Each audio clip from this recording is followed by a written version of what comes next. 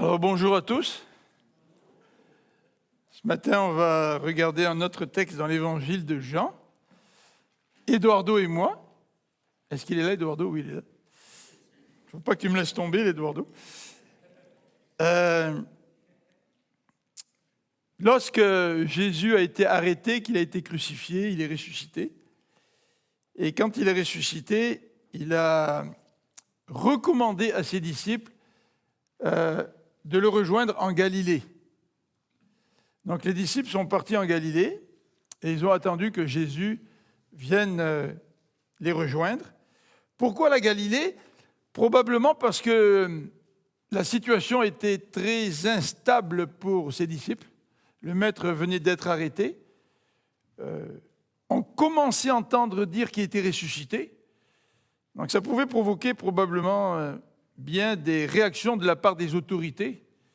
Et peut-être que le Seigneur s'est dit, bon, il vaut mieux qu'ils aillent en Galilée. Dans le nord du pays, c'est plus tranquille. L'influence des scribes et des pharisiens et des dirigeants du peuple est beaucoup moins imposante ou forte dans cette région de Galilée, donc au nord de la Palestine. Toujours est-il, Jésus a donné donc rendez-vous à ses disciples en Galilée. Et je vous invite à lire la rencontre, le récit qui nous présente la rencontre de Jésus qui va avoir lieu avec ses disciples sur la rive du lac de Galilée. Alors, je vous invite donc à ouvrir dans Jean au chapitre 21 et à partir du verset 1er. Jean 21, verset 1er.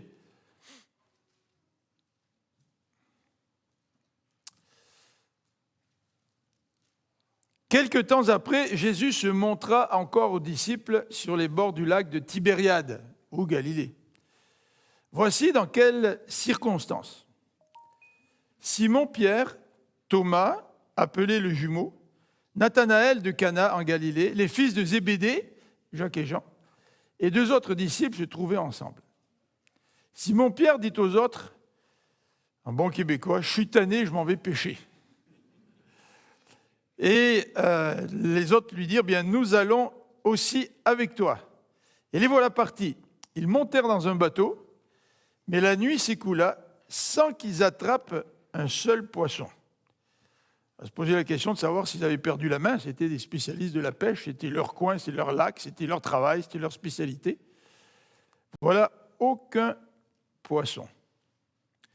Verset 4. Déjà le jour commençait à se lever, et voici, Jésus se tenait debout sur le rivage. Mais les disciples ignoraient que c'était lui.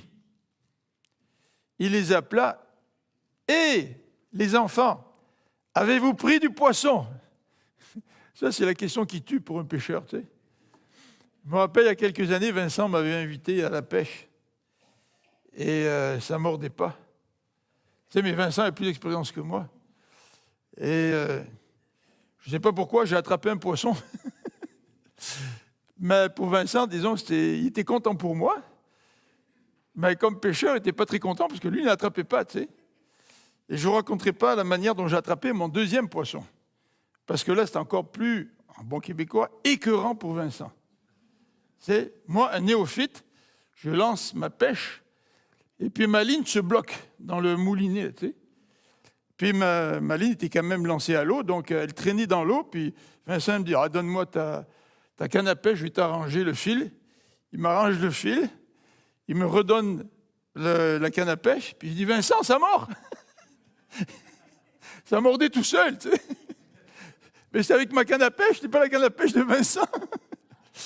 Donc, en tout cas, on n'a pas attrapé beaucoup de poissons ce jour-là, mais la question de Jésus, avez-vous pris du poisson pour des pêcheurs, c'est la question. Et la réponse qui a été donnée, ce n'est pas le genre de réponse que les pêcheurs aiment donner. Rien, répondirent-ils. Jetez le filet du côté droit du bateau, leur dit-il, alors, et vous en trouverez. Ils lancèrent donc le filet et ne purent plus le remonter tellement il y avait de poissons. Le disciple que Jésus aimait dit alors à Pierre, « C'est le Seigneur !» En entendant que c'était le Seigneur, Simon-Pierre, qui avait enlevé sa tunique pour pêcher, la remit et se jeta à l'eau. Les autres disciples regagnèrent la rive avec le bateau, en remorquant le filet plein de poissons, car ils n'étaient qu'à 100 de mètres du rivage. Une fois descendus à terre, ils aperçurent un feu de braise avec du poisson dessus et du pain.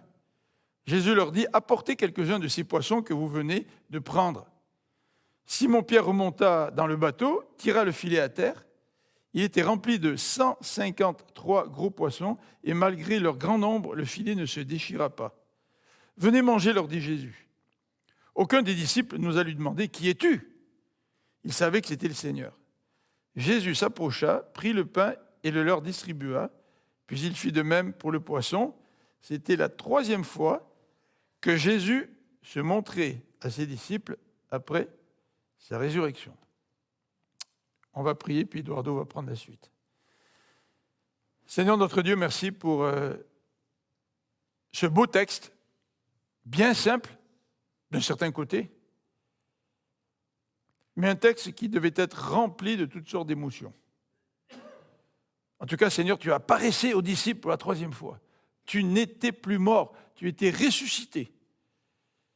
Et c'est ce Jésus ressuscité que nous voulons adorer aujourd'hui. C'est toi, Seigneur Jésus, qui veux venir vivre dans notre vie, être notre Seigneur et notre Maître. Amen.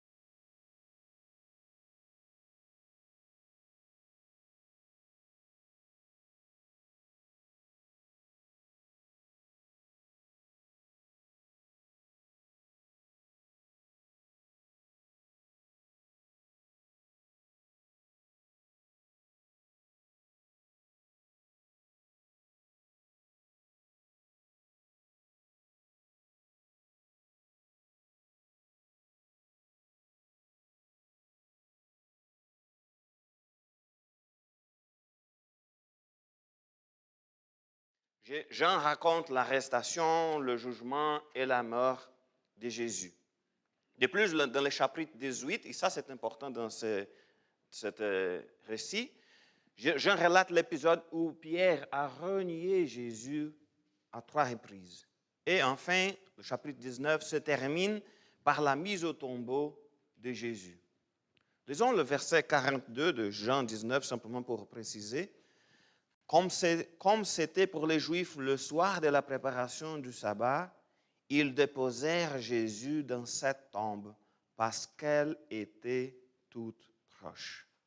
Donc c'est comme ça que le chapitre 19 se termine. Jésus a souffert et est mort pour nos péchés. Il est mis au tombeau. Mais au chapitre 20, nous avons le récit du plus grand miracle de l'histoire de l'humanité. Le tombeau était vide. Jésus est ressuscité des morts. Il a vaincu la mort. Toujours au chapitre 20, Jésus apparaît à Marie de Magdala, puis aux disciples et enfin à Thomas.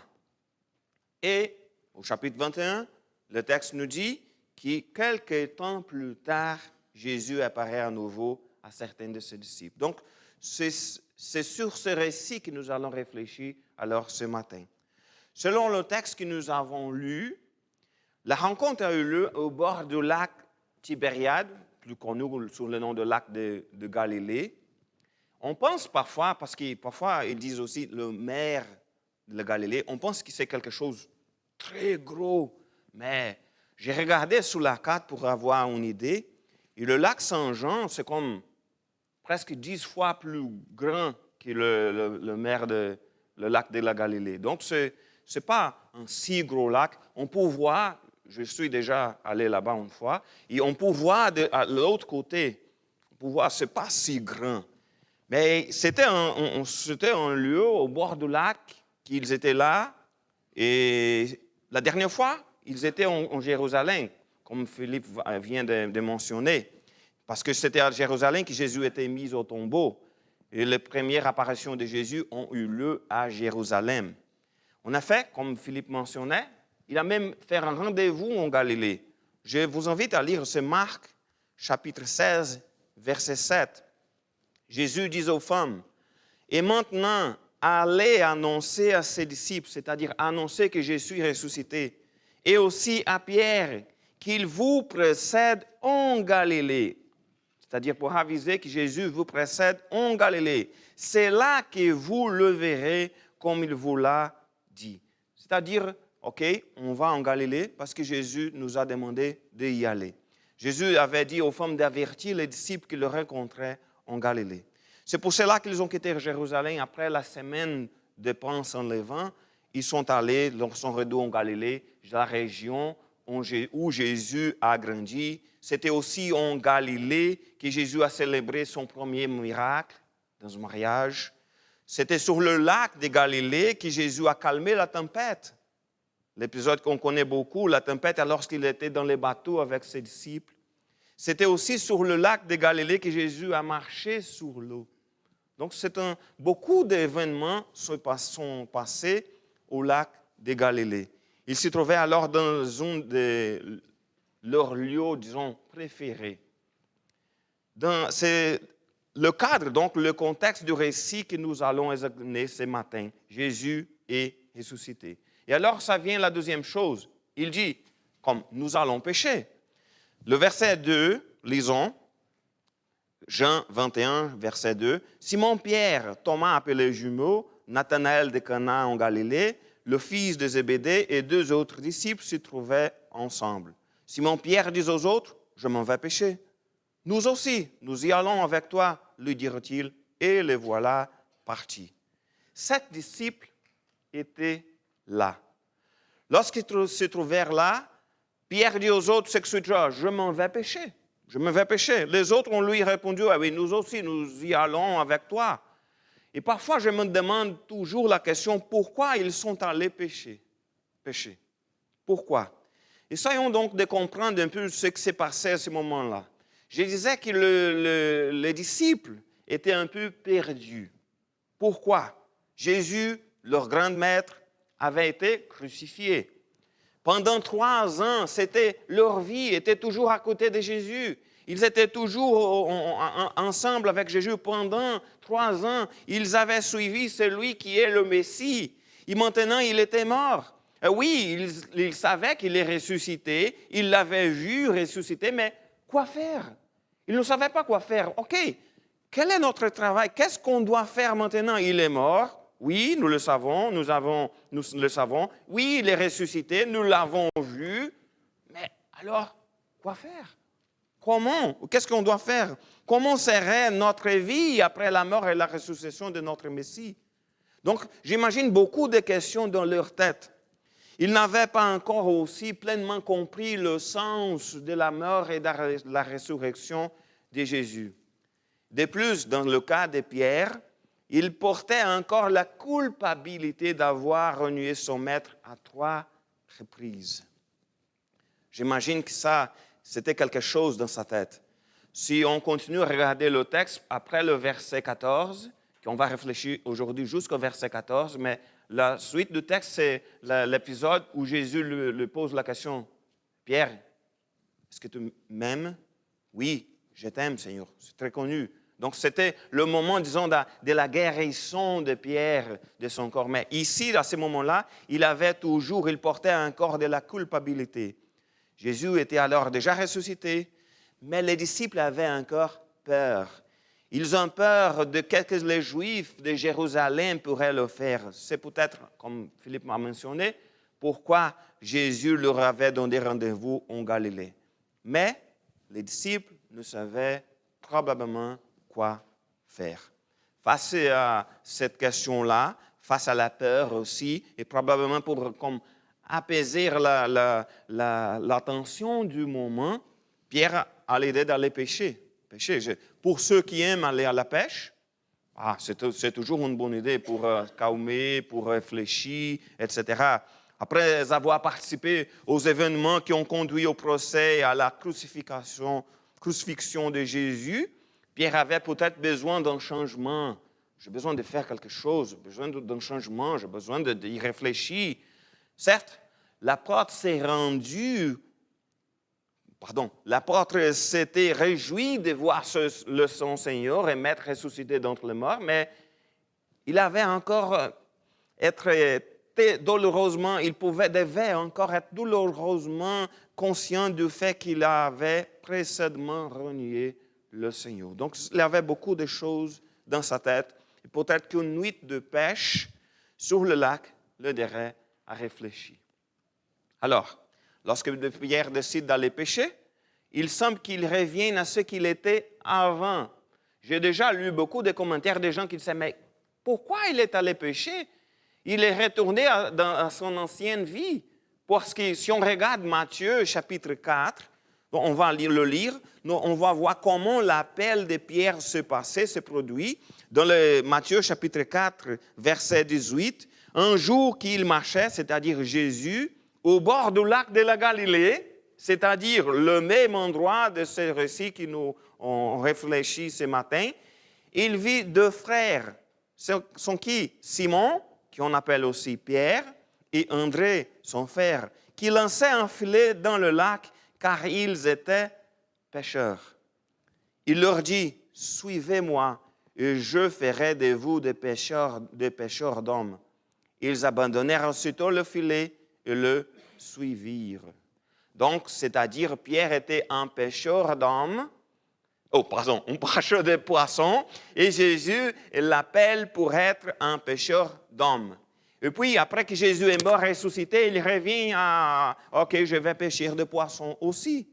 Donc, il avait abandonné le filet et ont suivi Jésus, mais ici, il semble qu'il est comme un pas en arrière. Donc, parce que maintenant que Jésus n'est plus parmi eux, il décide de retourner à la pêche. Et qu'est-ce que s'est-il passé? Ils n'ont pas attrapé un seul poisson. Pour moi, et pour Philippe, si j'ai bien entendu, ça peut être normal de ne pas attraper un seul poisson. Non, ou sinon, peut-être que c'est Vincent qui n'est pas un bon pêcheur. Mais quand on pense ces choses-là, regarde, c'était des pêcheurs professionnels. Ce n'est pas comme nous, j'aime d'aller à la pêche, c'est mon moment de distraction, de réfléchir, quand je n'ai rien à faire, j'aime d'aller y pêcher, etc. Non, ce n'est pas quelqu'un comme moi qui jamais eu l'occasion d'attraper un seul poisson. C'était des pêcheurs professionnels, mais ils n'ont pas réussi à attraper un seul poisson. Ils montrèrent dans le bateau, mais la nuit s'écoula sans qu'ils attrapent un seul poisson. Des pêcheurs expérimentés montent sur un bateau, passent la nuit à travailler et n'ont rien pris. J'imagine qu'ils étaient fâchés. OK, on va à la pêche parce qu'il y a trop de choses dans notre tête. Ils vont à la pêche, ils n'attrapent rien. C'est difficile. Humainement, rien ne peut justifier leur échec parce qu'ils étaient des pêcheurs professionnels. Pierre était un pêcheur si expérimenté qu'après, à la suite du texte, on peut le voir, Philippe a déjà lu, qu'il a pu ramener lui-même le lourd filet à terre, tout seul, comme nous le verrons bientôt. Donc, il était vraiment expérimenté. Ils n'ont pas réussi à amener le filet au bateau, mais après qu'ils sont arrivés sur terre, Pierre lui a attrapé tout seul, parce qu'il était expérimenté. Ils ont attrapé 153 gros poissons. Donc, il y avait de poissons là-bas. Donc, pour moi, il est clair que le premier miracle est qu'ils n'ont rien pris pendant la nuit. Si c'était moi, c'était normal. OK, Eduardo n'a rien pris parce qu'il ne sait pas quoi faire. Mais les pêcheurs professionnels, c'était vraiment déjà un premier miracle. Je ne peux pas imaginer des pêcheurs expérimentés passer de nombreuses heures à jeter leur filet dans un lac et n'attrapent rien. Et je parle, ce sont des filets. Ce n'est pas simplement comme Philippe faisait avec Vincent, on à la fois. C'était des filets pour attraper beaucoup en même temps. Ils ont travaillé toute la nuit, ils n'ont attrapé rien. Mais le grand miracle se produira. Jésus est là. Il se tenait debout sur le rivage. Et c'est Philippe qui va nous parler de cet miracle.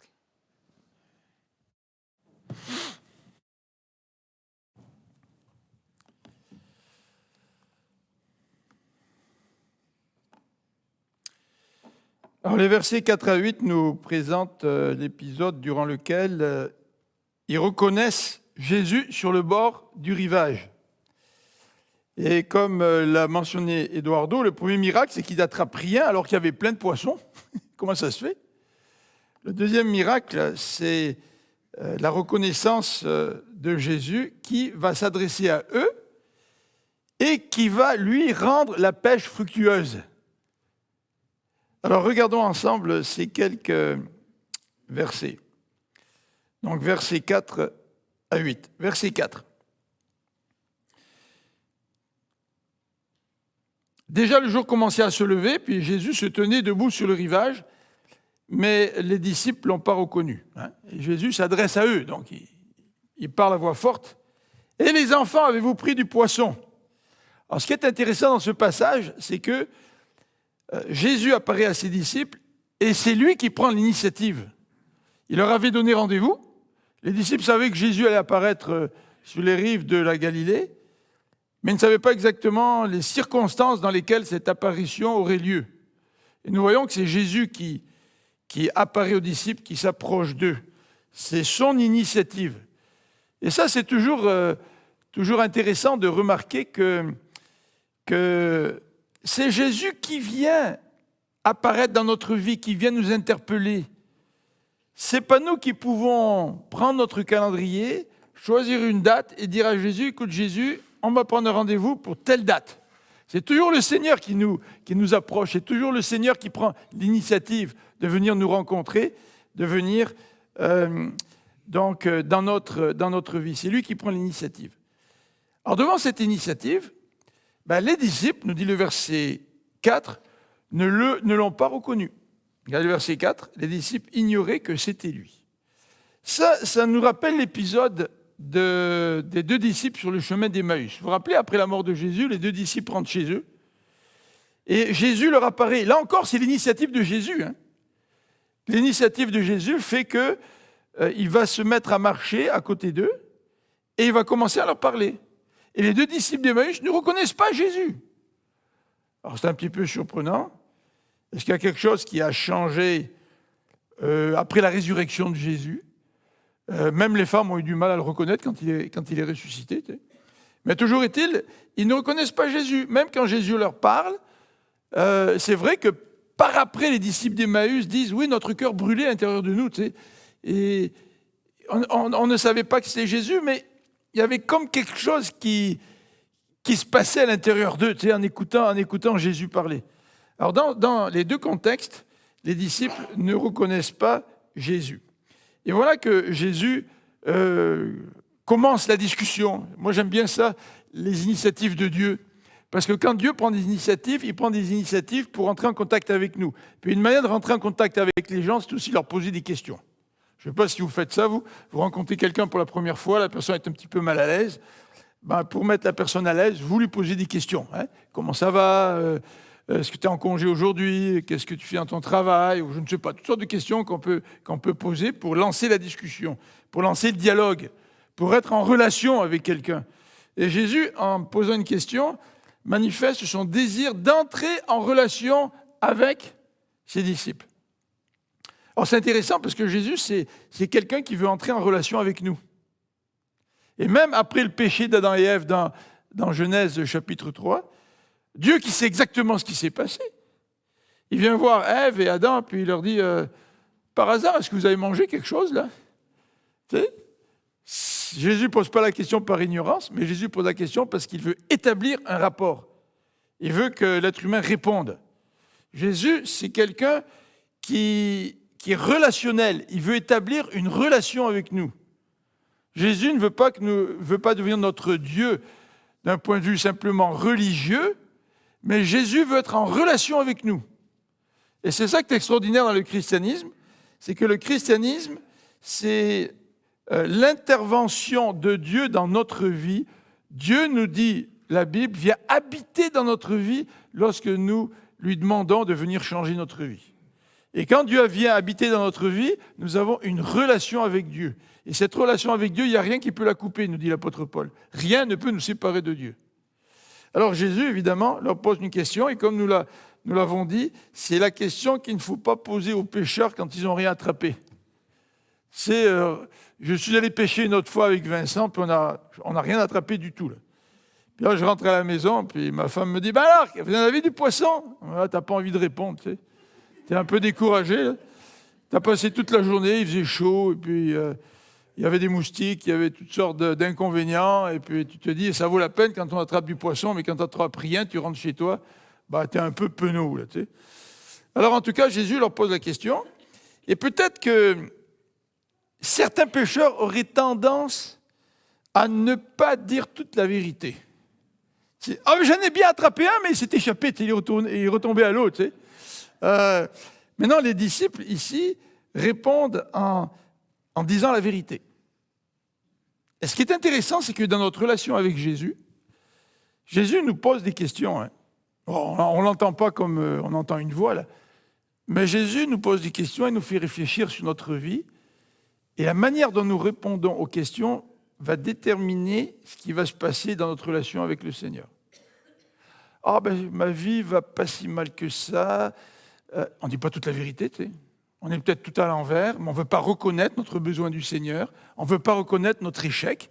Ici, les disciples reconnaissent carrément qu'ils n'ont rien attrapé. Ils reconnaissent leur échec. Et quand tu viens à Dieu puis tu reconnais l'échec de ta vie, ben c'est comme si tu dis à Dieu, ben je reconnais l'échec de ma vie, je reconnais que je suis pécheur, je reconnais que j'ai soif d'éternité, j'ai soif de pardon, j'ai soif de vie éternelle. À partir du moment où tu admets ton besoin, ben le Seigneur, il a la porte ouverte pour répondre à ton besoin. Et les disciples, en admettant la réalité, on n'a rien attrapé, eh bien, donnent à Jésus l'occasion d'intervenir dans leur vie. Mais si les disciples disent, oh non, Seigneur, on a attrapé, mais le filet s'est déchiré, ou je ne sais pas, vous savez, les excuses qu'on peut donner. Alors, le verset 6 va nous décrire le miracle de cet épisode. Jésus leur dit, vous n'avez rien attrapé, ben, jetez le filet du côté droit du bateau. Jésus donne un ordre. Ce qui est intéressant, c'est que Jésus n'a pas sorti une baguette magique pour faire en sorte que le bateau soit rempli de poissons d'un seul coup. C'est nous, quand on vient vers Jésus, puis qu'on lui demande d'intervenir dans notre vie, nous reconnaissons notre besoin de lui, nous reconnaissons notre faillite, là, nous aimerions bien que le Seigneur nous facilite la tâche. Mais bien souvent, le Seigneur ne nous donne pas une réponse toute faite, là. Le Seigneur, il va d'abord nous donner un ordre. Le Seigneur veut savoir comment nous allons réagir à ce qu'il nous dit. Ouais, j'ai pas de travail, oui, je suis malade, oui, j'ai tel problème avec mes enfants, etc., dans mon couple, etc. Seigneur, j'aimerais tellement que tu sortes ta baguette magique. Mais non, le Seigneur nous dit, ben, jette ton filet de l'autre côté du bateau. Puis notre réaction, c'est de dire, mais écoute, Seigneur, t'as pas compris ce qu'on t'a dit, là? On a pêché toute la nuit, puis on n'a rien attrapé. Puis là, tu nous demandes de jeter notre filet de l'autre côté du bateau. On est à 100 mètres du rivage. Nous, on est allé pratiquement jusqu'à la moitié du lac pendant toute la nuit, là où les fonds étaient profonds, puis on n'a rien attrapé. Tu me demandes de lancer mon filet là, pratiquement au bord du rivage, Seigneur. C'est souvent quand le Seigneur veut intervenir dans notre vie, on se sent un petit peu comme ça. Le Seigneur nous donne un commandement, soit par sa parole, et puis on se dit, ouais, mais Seigneur, là, c'est comme si tu es à côté du problème, Seigneur. Ce n'est pas vraiment ce genre de réponse de ta part auquel je m'attendais. Tu sais. Mais les disciples ne se sont pas posé trop de questions. Le texte nous dit, il enserre le filet. Il n'y a pas de tergiversation là, entre le moment où Jésus leur demande de faire quelque chose et le moment où ils obéissent. Peut-être sans trop comprendre ce que Jésus est en train de leur dire.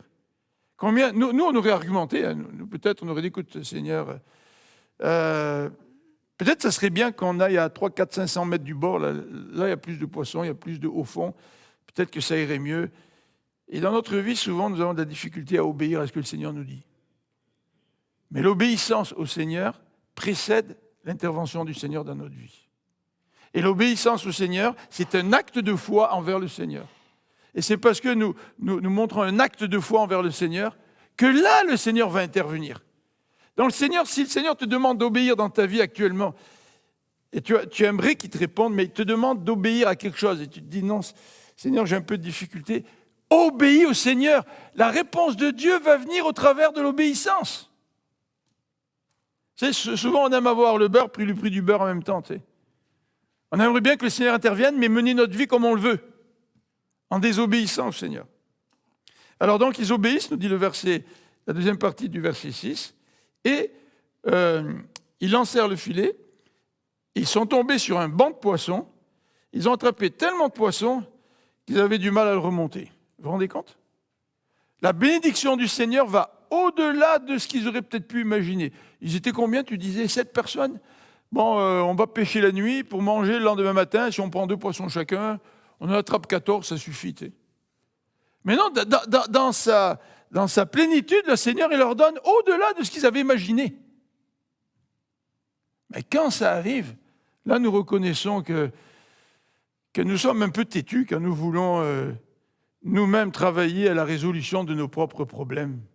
Quand nous nous battons dans la vie pour essayer de résoudre nos difficultés, au lieu de se tourner vers le Seigneur, alors que le Seigneur, il a pour nous une plénitude en réserve.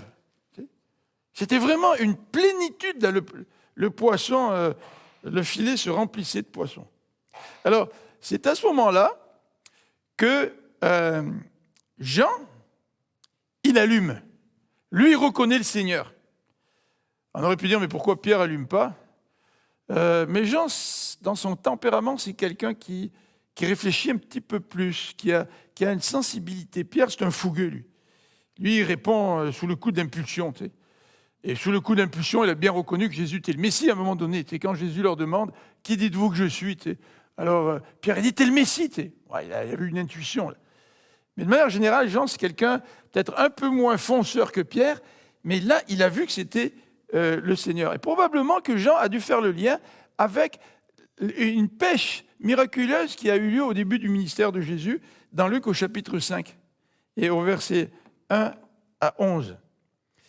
Et il a dû faire une association entre les deux événements, et c'est la raison pour laquelle Jean s'est crié, en parlant à Pierre, « C'est le Seigneur ». Alors, la réaction de Pierre est assez on est stupéfait de voir la réaction de Pierre. Dès que Jean lui dit ça, il se rhabille, il se jette à l'eau, puis il va à la rencontre du Seigneur. Tu sais. C'est comme si la pêche n'avait plus d'importance. C'est comme si les copains, là, ils pouvaient se débrouiller tout seuls pour tirer le filet. Les copains, c'est plus important. Là, je vais voir le Seigneur. Mais comme Eduardo l'a mentionné, Pierre, il avait trahi le Seigneur à 3 reprises. Hein. Puis il avait pleuré amèrement. Et probablement que cette trahison du Seigneur était encore dans sa tête, à ce moment-ci. Mais si Pierre a sauté à l'eau, c'est que intuitivement, Pierre non seulement connaissait son péché, il le savait, il connaissait son péché, mais il connaissait aussi la grâce de Dieu. Quand il y a eu le premier miracle de cette pêche relaté dans Luc 5, le texte nous dit que quand le miracle a eu lieu, les disciples ont eu peur. C'est devant la grandeur de Dieu, devant le miracle que venait d'accomplir Jésus, les disciples ont eu peur. Là, cette fois-ci, Pierre, il n'a pas peur. Et pourtant, il a trahi son maître. C'est-à-dire qu'en quelque part, Pierre a été touché par la grâce de Dieu. Et en quelque part, il espérait bénéficier de la grâce de Dieu. Et il va bénéficier de cette grâce. Quelques versets plus loin, le Seigneur lui dit, « Pierre, m'aimes-tu » Vous vous souvenez de ce texte. Et Jésus va réhabiliter Pierre. Ce qu'on peut remarquer aussi dans l'élan de Pierre, c'est que la personne de Jésus est plus importante que la bénédiction. La personne de Jésus est plus importante que les 150 et quelques poissons. Pourtant, ils avaient travaillé toute la nuit. Est-ce que pour nous, c'est aussi le cas? Est-ce que la personne de Dieu est plus importante que la réponse à nos prières, que la bénédiction qu'il en réserve pour nous? Oui, la bénédiction que Dieu nous accorde est importante. Mais quelle est la place que nous accordons à Dieu versus la bénédiction qu'il nous donne?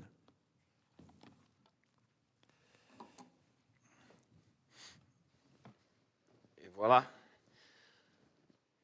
Une fois arrivés sur la terre ferme, ils vivront maintenant un moment de communion exceptionnel.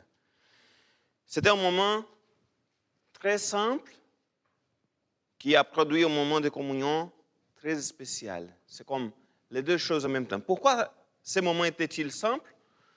Car ils ont mangé du poisson et du pain au bord du lac. C'est tout. C'était normal. Ce n'était pas un gros moment avec beaucoup de choses. c'était simple. Mais certaines choses ont rendu ces moments très spéciaux. D'abord, car Jésus leur avait préparé à manger. Verset 9. Une fois descendus à terre, ils aperçurent un feu de braise avec du poisson dessus et du pain. Jésus leur dit, apportez quelques-uns de ces poissons que vous venez de prendre. Simon-Pierre remonta dans le bateau et tira le filet à terre. Il était rempli de 153 gros poissons, et malgré leur grand nombre, le filet ne se déchira pas. Le Seigneur ressuscité avait préparé un déjeuner pour ses disciples. Ils étaient fatigués. Ils venaient de passer toute la nuit. Imaginez le privilège d'avoir du pain et du poisson préparés pour le Seigneur, pour nous servir. Imaginez-vous, le Seigneur a préparé. Ils étaient fatigués, comme je venais de dire. Donc, trouver un repas, c'était déjà quelque chose de bon. J'ai passé toute la nuit à travailler, à pêcher, et je trouve maintenant du pain, du poisson. Ça, c'est bon, ça, c'est déjà une bonne chose. Mais retrouver le Seigneur Jésus était quelque chose d'encore plus spécial. Comment, avant la mort de Jésus, ils étaient ensemble pour partager du repas, du poisson et du pain, comme d'habitude. C'était normal avant. Jésus les a également invités à apporter leur contribution au repas en apportant des poissons fraîchement pêchés. Il est évident que le Seigneur pouvait fournir de la nourriture. Ce n'était pas nécessaire. Le Seigneur, il pouvait même sans l'aide humaine, pouvait même multiplier le poisson, si ce soit le cas. Mais à cette occasion, le Seigneur avait l'intention d'utiliser certains des poissons que les disciples venaient de pêcher. C'est comme de profiter du résultat du miracle. Il est significatif qu'ils allaient donc manger du poisson qui provenait de la pêche miraculeuse.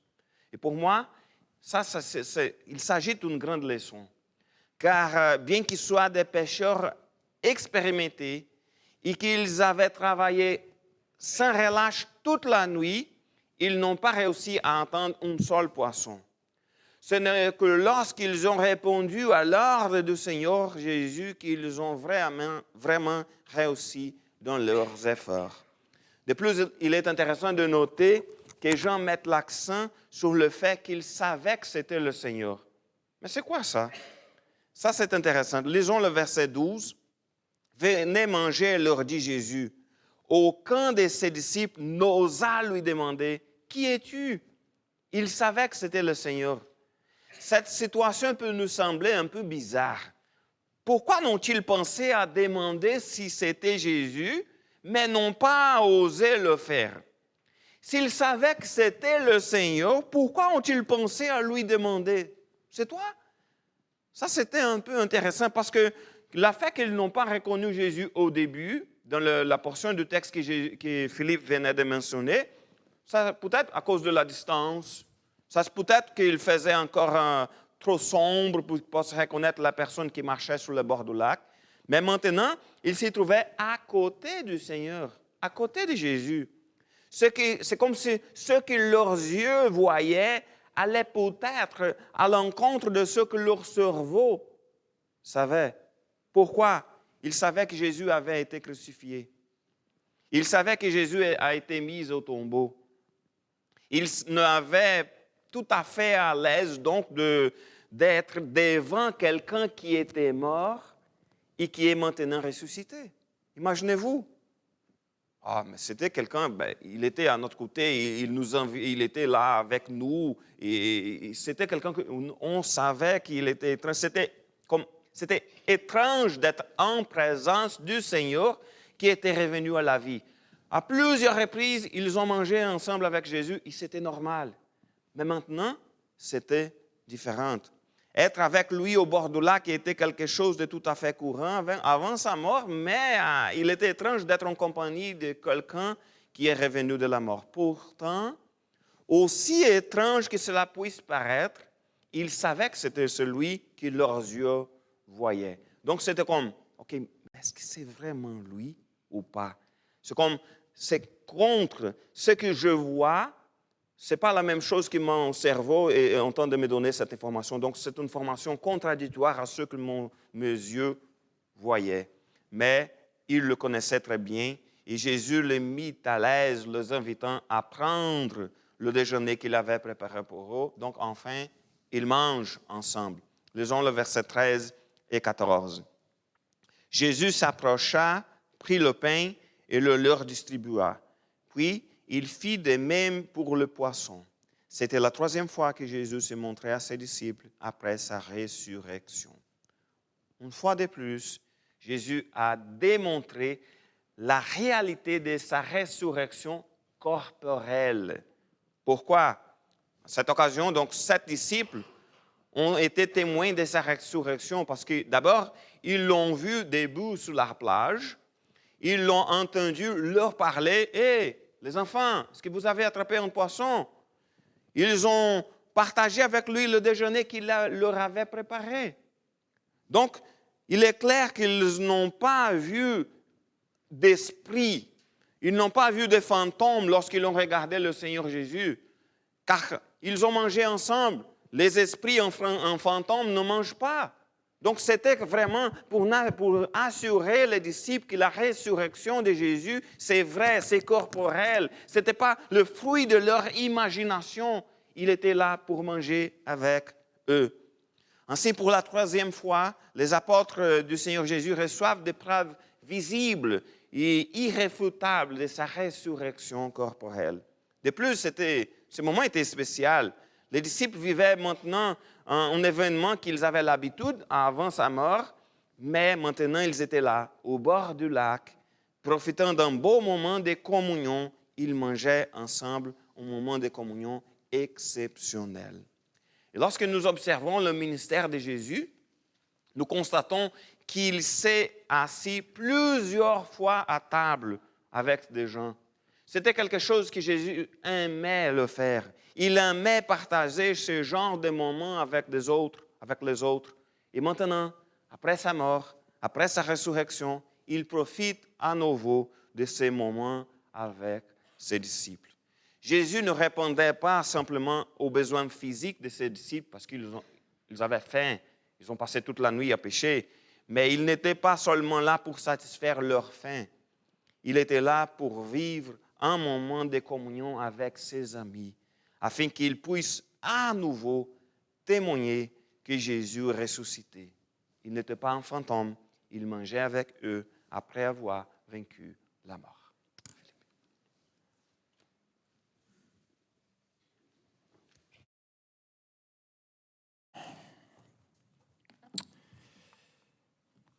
Je vais demander aux musiciens de venir sur l'estrade pendant que je conclue cette méditation. Ils ont mangé ensemble. Ils ont mangé ensemble. Jésus veut être en communion avec nous, n'est-ce pas? Jésus n'a pas voulu simplement leur donner du poisson. Je vous ai béni, et vous pouvez continuer votre vie. Non, Jésus voulait être en communion avec les disciples. Et aujourd'hui aussi, Jésus veut être en communion avec nous. Il veut rentrer dans notre vie. Il ne veut pas simplement bénir ta vie, mais au-delà de cela, il veut être en communion avec toi. Sommes-nous en communion avec le Seigneur Jésus? Vous savez, quand nous sommes en communion avec le Seigneur Jésus, il n'y a personne qui peut nous convaincre que le Seigneur n'existe pas. Si Jésus reste quelqu'un d'abstrait, si Dieu reste quelqu'un d'abstrait, c'est-à-dire qu'on prie parce qu'on a besoin de lui à un moment donné, mais que ce Dieu, ce Jésus, il est encore loin, tu sais. Notre vie spirituelle ne sera pas vraiment satisfaisante. Mais le Seigneur veut bien plus que nous bénir, le Seigneur veut entrer dans notre vie. Le Seigneur voulait bien plus que de faire un miracle et de remplir de poissons le filet. Le Seigneur voulait manger avec eux. Il voulait passer du temps avec eux. Mais ça, c'est le privilège de devenir chrétien. Le privilège de devenir chrétien, c'est que Dieu vient dans ta vie.